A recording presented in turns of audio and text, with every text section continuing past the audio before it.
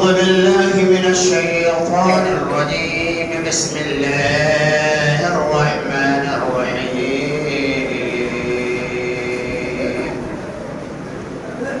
لقد من الله على المؤمنين إذ بعث فيهم رسولا من أنفسهم يتلو عليهم آياته ويزكيهم ويعلمهم الكتاب والحكمة وإن كانوا من قبل لفي ضلال مبين. سورة آل عمران آية نمبر 164. وقال الله تبارك وتعالى: لقد كان لكم في رسول الله أسوة حسنة لمن كان يرجو الله واليوم الآخر وذكر الله كثيرا. سورة الأحزاب. ہر قسم کی حمد و ثنا، بڑائی، کبریائی، ثنا اور خوبی اللہ تبارک و تعالی کے لیے ہے، جس کی توفیق سے ہم اور آپ خطبہ اجماع میں حاضری دیے ہیں، اللہ کی توفیق ہے۔ اللہ تعالیٰ ہمارے اور آپ کی آنکھ کو قبول فرمائے، اور رب العالمین سننے سنانے سے زیادہ ہمیں اور آپ کو عمل کثیر کی توفیق رفیع عطا فرمائے، آمین یا رب العالمین۔ حالات حاضرہ کی مناسبت سے 12 ربیع الاول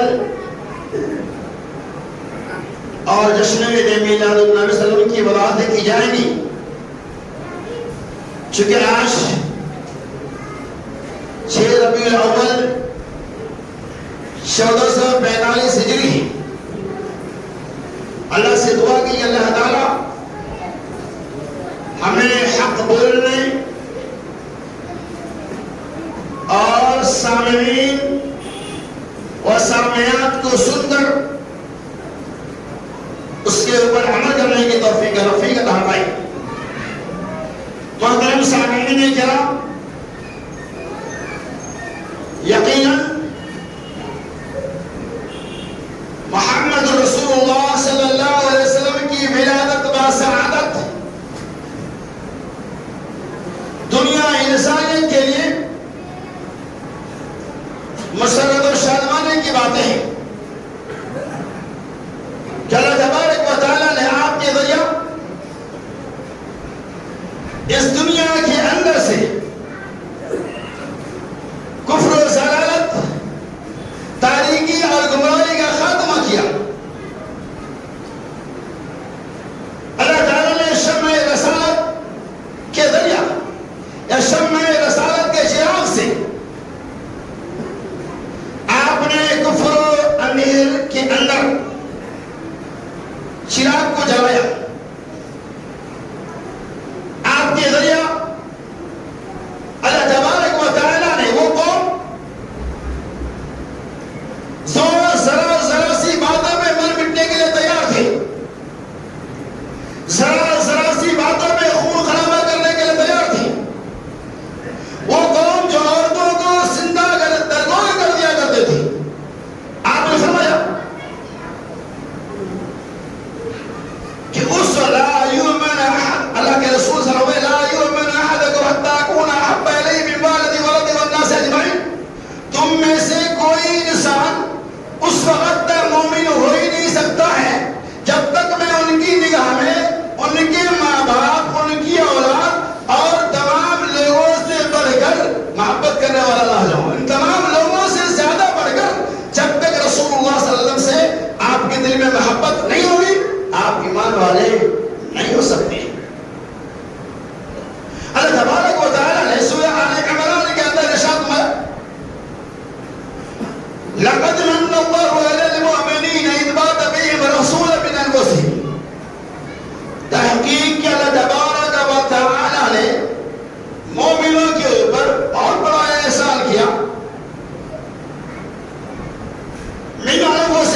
انہی میں سے ایک رسول کا انتخاب کیا یتلو علیہم آیاتہ، جو اللہ کی آیتوں کی تلاوت کرتے ہیں، وَيُزَكِّيهِمْ، اور جو ہمیں پاک و صاف کرتے ہیں، وَيُعَلِّمُهُمُ الْكِتَابَ وَالْحِكْمَةَ، اور وہ ہمیں کتاب و حکمت اور دانائی کی باتیں بتاتے ہیں، وَإِنْ كَانُوا مِنْ قَبْلُ لَفِي ضَلَالٍ مُبِينٍ، گرچہ سے پہلے ہم کلوہی گمراہی کے مبتلا تھے، وَيُزَكِّيهِمْ، اور ہمیں پاک صاف کر تزکیہ نفس کرتے، وَيُعَلِّمُ الْكِتَابَ وَالْحِكْمَةَ، اور کتاب و حکمت کی باتیں بتاتے۔ میرے دوستو، بزرگوں ساتھیوں، دین وہی ہو سکتا ہے جسے اللہ کے رسول اور صحابہ کرام نے دیا۔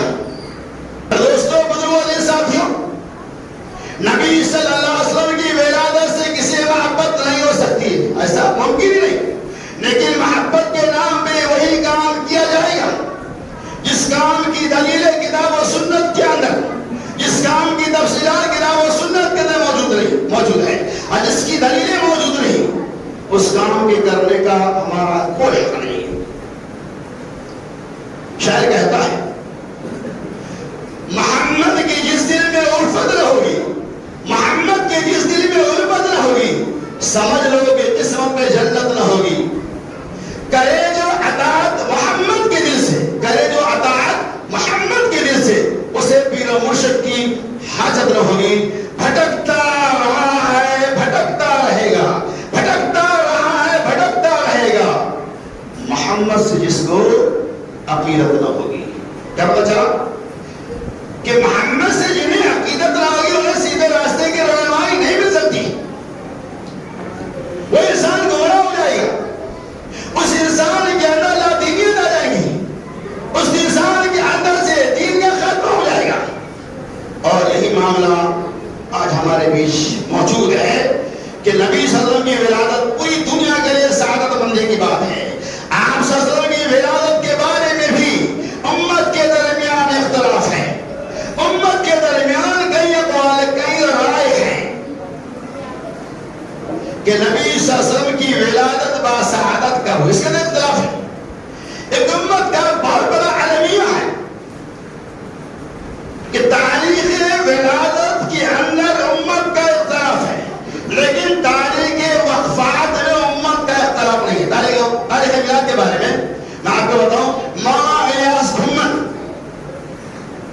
وہ فتاوی رضیہ کے حوالے سے لکھتے ہیں کہ اعلیٰ حضرت صلی اللہ علیہ وسلم 8 ربیع الاول کے قائل ہے، یعنی نبی صلی اللہ علیہ وسلم کی ولادت باسعادت 8 ربیع الاول کو ہوئی، اور صحیح تحقیق علم کے مطابق محمد رسول اللہ صلی اللہ علیہ وسلم کی ولادت باسعادت لا ربیع الاول 1 عام الفیل،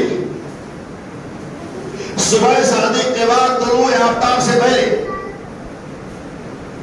مکہ مکرمہ ہوئی، اور عیسوی اعتبار سے 20 سے 22 اپریل 571 میں ہوئی۔ اور بعض لوگوں کی رائے یہ ہے کہ محمد رسول اللہ صلی اللہ علیہ وسلم کی تاریخ ولادت 12 ربیع الاول، یہ مختلف رائے ہیں۔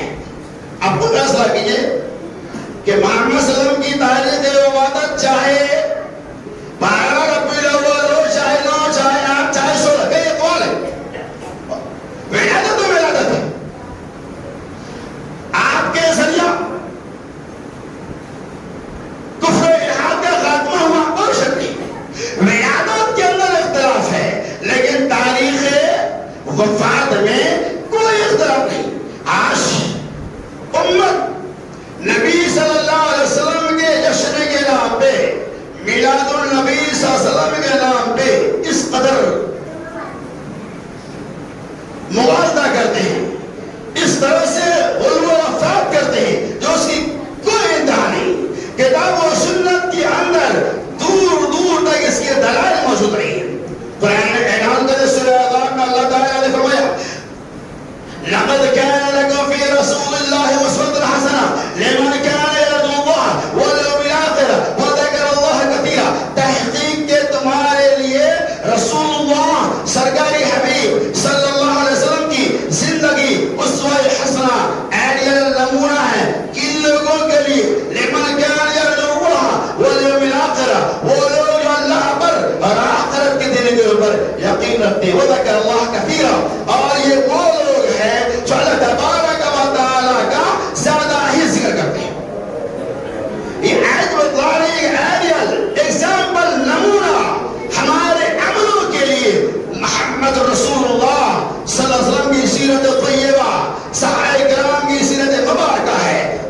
سیرتوں کے اندر اور کی زندگیوں میں جو عمل موجود نہیں ہے، اگر وہ عمل کرتے ہیں وہی بدعت ہو جاتا ہے، وہی گمراہی ہو جاتی ہے۔ اور ان عملوں پہ گرچہ ہم خیر کی امیدیں رکھتے ہیں، ثواب کی امیدیں رکھتے ہیں، ہمیں اسے ثواب نہیں ملنے والا ہے۔ انہیں میں سے ایک بدعت میلاد النبی بھی ہے۔ اسلام کے اندر جنم دن منانا جائز ہے ہی نہیں۔ اگر جنم دن منانا جائز ہوتا، برتھ ڈے منانا جائز ہوتا، تو صحابہ کرام کی سیرتوں کو دیکھو، نبی صلی اللہ علیہ وسلم کی سیرت طیبہ کو دیکھو، صحابہ کے بعد تبع تابعین کے زمانے کے دیکھو، ائمہ اربعہ کے زمانے کے دیکھو، محدثین کے زمانے کے دیکھو، کسی دور کے اندر کسی زمانے میں یہ سب کام نہیں ہے۔ اور کرنے والے کیا کہتے ہیں؟ ہمیں نبی کی محبت میں کام کرتے ہیں۔ نبی نے نہیں کیا تو ہمیں کرنے کی ضرورت کیا ہے؟ آج برتھ ڈے کے نام پہ، نبی صلی اللہ علیہ وسلم کے نام پہ تو جانا دو۔ آج عام مسلمانوں کے نام پہ برتھ ڈے کی برائی میں اس قدر ملوث ہیں کہ ہماری اس گونڈی میں ایک دو دکان مشکل سے تھی، آج برتھ ڈے کے نام پہ اس گونڈی کی سطح میں سینکڑوں دکانیں کھل گئی۔ اور مسلمان سے ملوث ہے، ہزار روپے کے، 5,000 روپے کے، 1,00,000 روپے کے کیک کاٹے جا رہے ہیں۔ یہ کیا سنت ہے؟ یہ میلاد ہے، اس کی کوئی گنجائش نہیں۔ اور یہ آیات آتے ذرا اپنی تفسیر آپ کو سنانا ہو تو سنیا۔ لقمان نے کہتے ہیں نبی کی محبت میں کرتے ہیں۔ ارے محبت کیسے شروع؟ ابو داؤد کی روایت ہے، حضرت عبداللہ بن قرار رضی اللہ تعالیٰ عنہ کہتے ہیں نبی صلی اللہ علیہ وسلم نے وضو کیا، اور وضو کے پانی سے ہم لوگ اپنے جسموں کو ملنا شروع کر دیے۔ تبرک کے طور پہ وسلم کا وضو کا پانی، آپ وسلم کا تھوک جو بھی ہے وہ آپ استعمال کرتے تبرک کے طور پہ۔ صحابہ کرام کی مننے کا یہ جسموں پہ اللہ کے رسول صلی اللہ علیہ وسلم نے فرمایا کہ تم کو کن کاموں نے اس پہ آمادہ کیا؟ صحابہ نے جواب دیا، اے اللہ کے رسول صلی اللہ علیہ وسلم، آپ کی محبت نے اس کام پہ مجھے آمادہ کیا۔ آپ نے یہ کہا سنو، محبت یہ ہے کہ ہمیشہ سچ بولو، جب تمہارے پاس امانتیں رکھی جائے اس امانت کی حفاظت کرو اور اپنے پڑوسیوں کے حقوق کو ادا کرو۔ یہ ہے رسول سے سچی محبت۔ آج ہم محبت کے نام پہ سب کچھ کر رہے ہیں، اس کی شریعت میں کوئی ایک دم حرام نہیں۔ اور دوسری حدیث سنیے، حضرت قبیلے بنو عامر کا ایک باب، حضرت عبداللہ بن شیخر، اس روایت کا مسلم علیہ رحمۃ اللہ کیا، حضرت عبداللہ بن شیخر رضی اللہ تعالیٰ عنہ کہتے ہیں ہم نبی سے محبت کے نام پہ کرتے ہیں۔ صحابہ سے بڑھ کر دنیا میں کوئی محبت کرنے والا ہے جو نبی کی محبت کے نام پہ اپنے باپ کے سر کو کاٹنے کے لیے تیار، جو نبی کی محبت کے نام پہ اپنے بھائی کو سر کو قلم کرنے کے لیے تیار، جو نبی کے نام پہ پورا گھر بار کو چھوڑنے کے لیے تیار؟ کیا صحابہ سے بڑھ کر کوئی نبی سے محبت کرنے والا؟ سنیے، حضرت عبداللہ بن شیخر رضی اللہ تعالیٰ عنہ کہتے ہیں ایک قافلہ، قبیلے بنو عامر کا ایک قافلہ رسول اللہ صلی اللہ علیہ وسلم میں حاضر ہوا اور اس نے کہا کہ یا رسول اللہ، ہمارے قبیلے بنو عامر، وہ نئے مسلمان تھے، قبیلے بنو عامر والے اپنے سرداروں کا سجدہ کرتے ہیں۔ اللہ کے رسول صلی اللہ علیہ وسلم آپ تو سے زیادہ مستحق ہے، آپ امام الانبیاء ہیں، آپ خاتم النبیین والمرسلین ہیں۔ اللہ کے رسول صلی اللہ علیہ وسلم آپ زیادہ مستحق ہیں کہ ہم آپ کا سجدہ کریں۔ اللہ کے رسول نے کیا کہا؟ لا تطرونی کما اطرت النصارى عیسیٰ ابن مریم انما انا عبد فقولوا عبد اللہ ورسولہ۔ اے لوگوں سنو، لا تطرونی کما اطرت النصارى، مجھے عیسیٰ ابن مریم کی طرح سے نہ پڑھاؤ، آگے مت پڑھاؤ۔ لا تطرونی کما اطرت النصارى، عیسیٰ ابن مریم، جس طرح سے عیسیٰ ابن مریم کو لوگوں نے بڑھا چڑھا دیا، اسے اللہ تک مان لیا۔ انما انا عبد، بے شک اللہ کے بندو، فقولوا عبد اللہ ورسولہ، مجھے اللہ کا بندہ اور اس کا رسول کہا کرو۔ کب جان محبت کے لیے تو کیے تھے کہ رسول کے سامنے رسول کا سجدہ کیا، محبت تو تھی۔ اللہ کے رسول نے کیا کہا؟ جاز لا تطرونی، مجھے حد سے آگے نہ بڑھاؤ، جس مقام پہ میرے رب نے مجھے رکھا ہے وہیں تک رہنا، تو مجھے حد سے آگے نہ بڑھاؤ۔ آج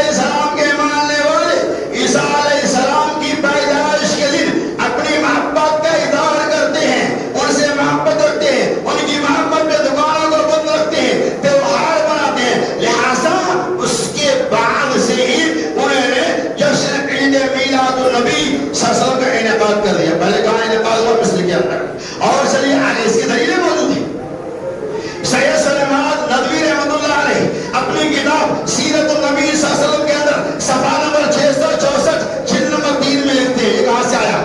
جشن عید میلاد النبی حضرت کیا کہتے ہیں حدیث ہے اسے رسول سے محبت بھائی الزام مت لگاؤ. رسول سے محبت کیسی ہے؟ دیکھو انہوں نے لکھا ہے کہ سب سے پہلے اس کا ایجاد کرنے والا ملا محمد المرسلی جو عراق کا رہنے والا تھا. انہوں نے اس چیز کو اس کا میں لکھا چوتھی اور 22 تواریخ کے حوالے سے 36 صدی کے اندر ایجاد کیا گیا. اس کو فروغ دینے والا سلطان اربل تھا جنہوں نے اس کو بہت بڑھایا چڑھایا فروغ دیا.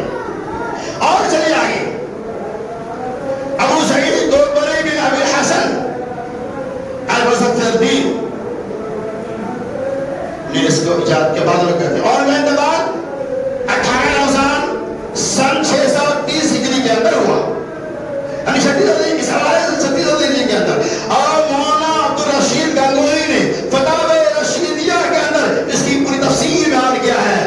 نعوذ باللہ من ذلک ایسی ایسی باتوں نے لکھا ہے تحقیق کر کے کہ جیسے عید میلاد النبی کے نام پہ ایک پروگرام ہوتا تھا نعوذ باللہ اس کے اندر ناچنے گانے والوں بھی بلایا جاتا تھا اور بھی بہت ساری چیزیں. تو اس کی میں بتا رہا تھا کتاب و سنت کے اندر اس کی دور دور تک کہیں اجازت نہیں ہے. اور لوگ اس چیز کو اس انداز میں بناتے ہیں ایسا لگتا ہے یہی سنت ہے. حالانکہ بدعت اس لیے اللہ کے رسول صلی اللہ علیہ وسلم سے اس کی کوئی دلیلیں موجود نہیں ہیں.